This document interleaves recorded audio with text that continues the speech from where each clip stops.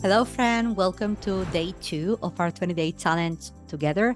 I'm your host, Alicia Carrasco. I'm an entrepreneur, author, wife, and mom of 2. And if this is the very first episode that you are listening to and you are wondering what the 20-day challenge is, let me explain you very quickly in hopes that you also want to join in. So, for the first 20 days of this podcast, I propose you to be your guide on this journey of self transformation by committing to 20 days of listening to the corresponding episode or watching the corresponding video, where we're going to dive deep into the keys and the techniques to explore your inner self. And then commit to do afterwards the 3 to 5 minute journaling reflection exercise that I propose you every day. If you'd like to take me up on this challenge, go ahead and keep listening to this episode. Or if you want to start from the very beginning, you can go back to day 1 of this challenge. So let's start. Today, I have a quite profound question for you. Who am I? So let's try to answer this question. All of us at some point in our lives ask ourselves this question, seeking a much deeper meaning in the answer that simply, our name, where we were born, where we live, what is it that we do for a living, etc. Right?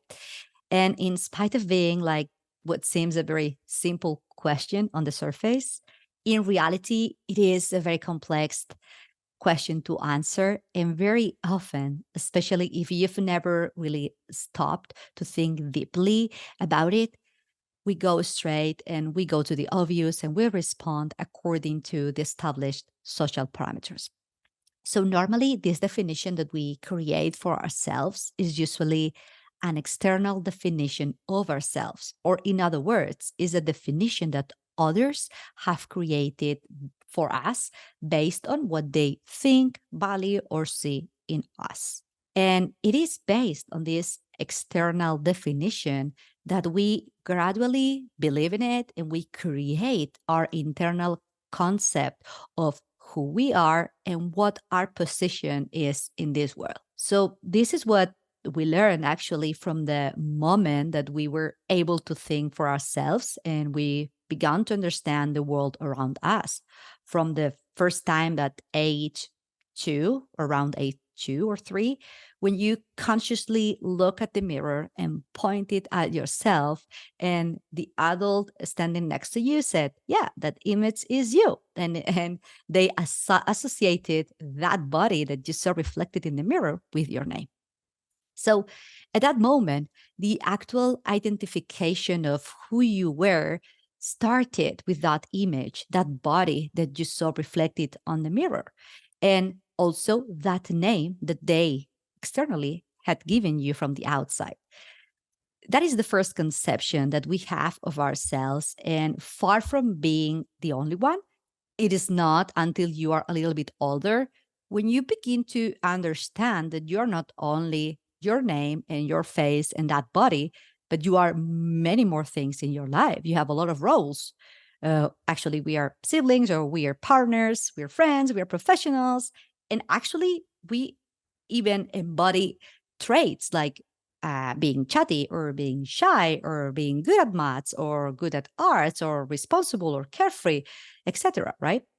So without realizing it, you grow and you build your vision of the world and your experiences as well based on those beliefs that you unconsciously construct about yourself. Beliefs which in reality are only based on thoughts created in your mind repeatedly about who you are and how you perceive the world around you. But let's think about this for a second. How real are those beliefs and thoughts if they can be totally different for each person?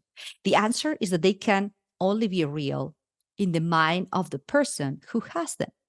And they function as if you wearing like, glasses tinted in a very specific color through which you see yourself and the world around you.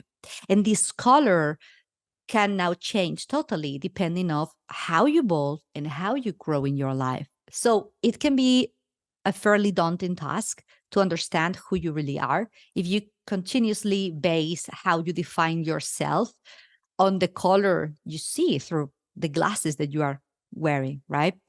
So, to understand who you truly are deep down, you need to dig a bit further to discover that something, that uniqueness that is constant and unchangeable within you. So, let's dive deeper. Each one of us is formed by a body, mind, and a soul. So, to a great extent, your body corresponds to the visible part of yourself in this physical dimension. The mind and the soul are like your invisible partner. And generally speaking, we normally identify ourselves firstly with the most obvious part of our being, which is our body. However, although we are linked to our body in this physical dimension of reality, we're not this body. In fact, your body is just like the temporary vessel that you have been given right now to enjoy and experience the sensations offered by this visible world in which you live right now, in this physical reality. So you're not actually your body. So are you your mind? Are you your thoughts? So the answer here is as well that while hundreds of thoughts swarm around your mind every single day, you are not really those thoughts, but rather the observer behind those thoughts. So, in other words, on a much more internal level, you are the person that is observing those changing and volatile thoughts. And this concept, the being the observer of your thoughts, it's really important. It's important is such that if you accept that you are merely the observer within yourself of those thoughts and emotions that are constantly generated in your mind, you suddenly step back and you have the power to decide what thoughts you want to create and which ones you don't want to create, which thoughts you want to pay attention to and which ones you want to ignore, right?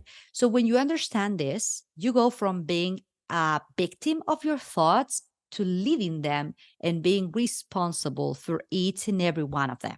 And actively, you start deciding what to believe and what to not to believe. And once you put this in practice on a daily basis, you are capable of beginning to understand the infinite potential that you have within yourself. It's a potential that lies hidden and dormant the majority of the time behind that turmoil of thoughts and emotions that our mind is constantly creating nonstop. 24/7. The key is understanding that your mind is another part within you, an extremely important part because it is your most powerful tool in order to work throughout the world. And as human beings, it's what provides us with all the mechanisms and consciousness and logic and survival, etc. The mind is the one that makes it possible for us to understand the world from a richer perspective and be aware of it at the same time. And your mind is capable of overcoming behavior or negative thoughts patterns that you had in the past and imprint as well new and positive ideas if you are able to give in it the appropriate instructions. I love this quote from Robin Sharma. The mind is a wonderful servant, but a terrible master. I love this quote because the mind, as the mere servant that it is, works on the basis of the stimuli that it receives, good or bad, and processes them so that your perception of the world is aligned with those thoughts. While at the same time, what you do is you start attracting situations and people to your life who are on this same energy level. In if we want to speak in energy terms, like would be the in the same vibration, but we'll dive into this topic in the following episodes. But for today, that's all of it. It's the key concept that you are not your body and you are not your mind. What you are is the observer behind it. You are that constant observer that it's there. But sometimes we tend to forget that we are that observer because we are so focused on the present. We let our mind dictate how we feel and how we see ourselves, and we forget that we are just the observer there, the permanent observer, and what's going on in your body or what's going on in your head with your thoughts, those are like temporary, right? So Today, for this journaling exercise and day 2 of this challenge, I'd like to leave you with 2 questions to reflect on. So, the first one is reflect on the thoughts that you had today. Try to notice what are the recurring patterns that you can see. Don't overthink this. So my advice here is just write down what comes to your mind very quickly. Don't overthink it. Just note down those thoughts that you know that you recurrently have it. And the second one is now practice looking at those thoughts as the observer that you are within you, creating that separation from them, and try to understand, what do you notice? Be curious about it. How do you feel about this change in perspective when looking at your thoughts, especially in the negative? Try to make an assessment like the observer that you are. With that separation will give you clarity and also power to understand better what's going on in autopilot in your mind. So I hope you enjoy this reflection today and journaling. And if you like this episode, please, it would mean the world to me if you rate it, subscribe, and share it with a friend. Thank you for listening and see you in the next one.